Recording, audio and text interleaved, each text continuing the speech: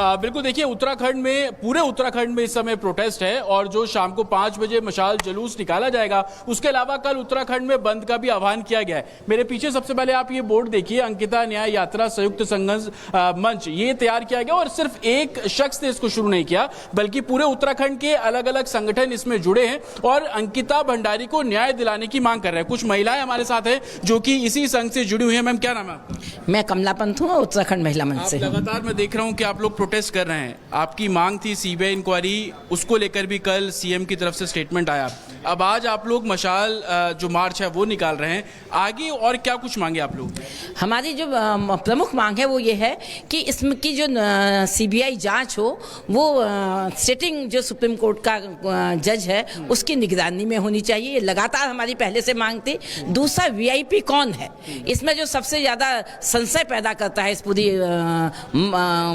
प्रक्रिया में, जो पूरा न्याय चली है, न्याय यात्रा चली है पूरी अंकिता की, शुरू के दिन से लेके जिस दिन उसकी हत्या हुई तब से लेके आज तक जनता लगातार इस बात को सरकार से कह रही है कि वीआईपी कौन था, स्पेशल सर्विस किसको मिलती थी, वो आज तक सरकार क्यों नहीं जांच में अपनी ला पाई है।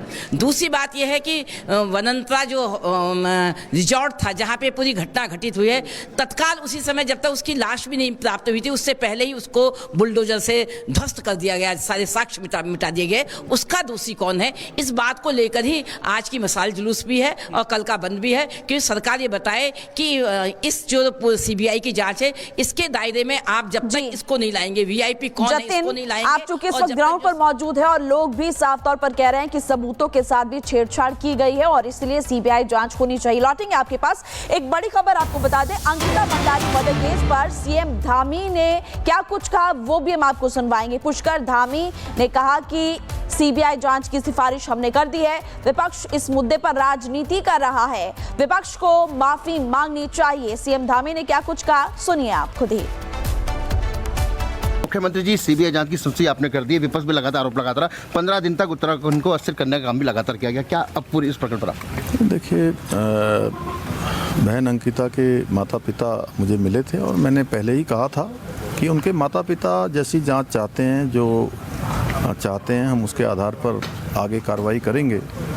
उनके माता पिता ने मिलकर मुझे अपनी भावना से अवगत कराया, उनकी भावना का सम्मान करते हुए सीबीआई जांच की संस्तुति कर दी है।